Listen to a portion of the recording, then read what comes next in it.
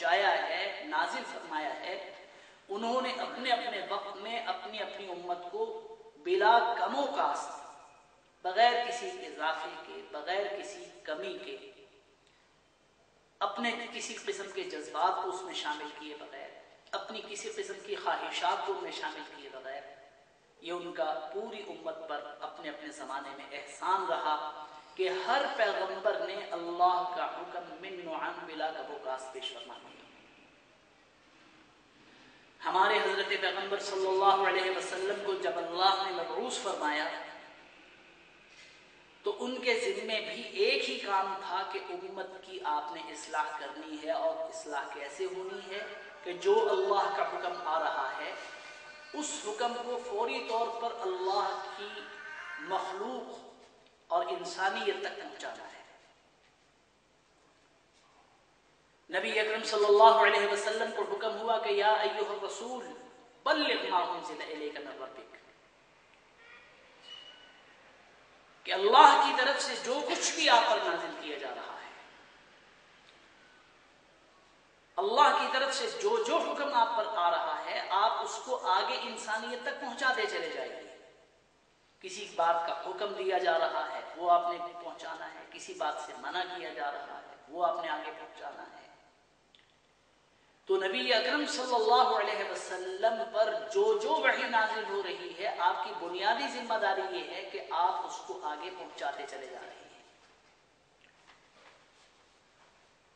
اور آپ صلی اللہ علیہ وسلم کی جو 4 بنیادی ذمہ داریاں قرآن کریم میں مختلف مقامات پہ بیان فرمائی گئیں، یتلو علیہم آیاتہ ویزکیہم ویعلمہم الکتاب والحکمہ، ان میں سب سے پہلی یہ ہے کہ جو وحی اللہ کی طرف سے نازل ہو رہی ہے وہ لفظ بلفظ آپ صلی اللہ علیہ وسلم امت کو پہنچا رہے ہیں،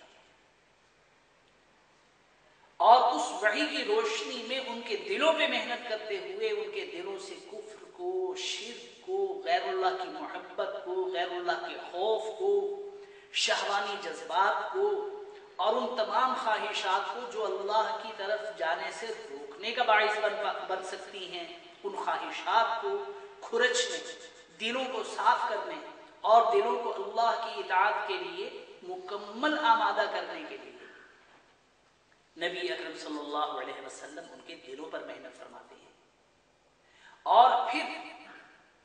جہاں کتاب کی تلاوت کر کے کتاب کے الفاظ آپ صلی اللہ علیہ وسلم امت کو سنا رہے ہیں، سکھا رہے ہیں، جہاں ان کے دلوں میں نکھار لا کے ان کے دلوں کو ڈھال رہے ہیں، اس انداز میں کہ ہر انسان، ہر امتی اللہ کے ہر حکم کے آگے ڈھلنے اور جھکنے کے قابل ہو جائے، جھکنا اس کا مزاج بن جائے کہ جو ہی اللہ کا حکم ہو، جیسے اللہ کا کوئی حکم نازل ہو، انسان اللہ کے حکم کے آگے جھکنے کے لیے پہلے سے اپنی گردن کو، پہلے سے اپنی پیشانی کو آمادہ پائے۔ اس کے ساتھ ساتھ تیسری ذمہ داری کیا ہے کہ یعلمہم الکتاب، کہ کتاب کی تفصیل، کتاب کی وضاحت، کتاب کی تشریح، کتاب کے احکام کی حکمتیں، یہ سکھانا بھی نبی اکرم صلی اللہ علیہ وسلم کی ذمہ داری تھی۔ اور اس کتاب کے ساتھ حکمت اور دانائی کی ہر وہ بات جو انسان کو دنیا اور آخرت میں کام آتی ہے، یہ نبی اکرم صلی اللہ علیہ وسلم کی ذمہ داری قرآن پاک ہمارے سامنے رکھ رہا ہے۔ اور ان چاروں ذمہ داریوں کو اگر اکٹھا کیا جائے اور ان کا ایک نام اگر ہم رکھنا چاہیں تو اس کا نام بنے گا بیان۔ تلاوت کلام اللہ ہے تو وہ بھی بیان ہے، اور تعلیم کتاب ہے تو وہ بھی بیان ہے، تعلیم حکمت ہے تو وہ بھی بیان ہے، کہ نبی اکرم صلی اللہ علیہ وسلم ہر چیز کو امت کے سامنے کھول کے رکھ رہے ہیں، کسی بات میں کوئی خفا نہیں ہے، کسی بات میں کوئی ایسا خفا نہیں ہے کہ جس سے سمجھنے میں دشواری ہو،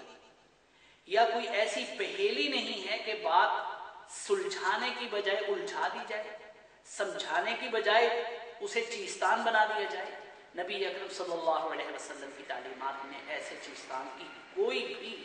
گنجائش موجود نہیں۔ جیسے آپ کو ابتدا میں حکم دیا بلغ ما انزل الیک، نبی اکرم صلی اللہ علیہ وسلم کا سب سے آخری خطبہ جب ہم سنتے ہیں، خطبہ حجۃ الوداع،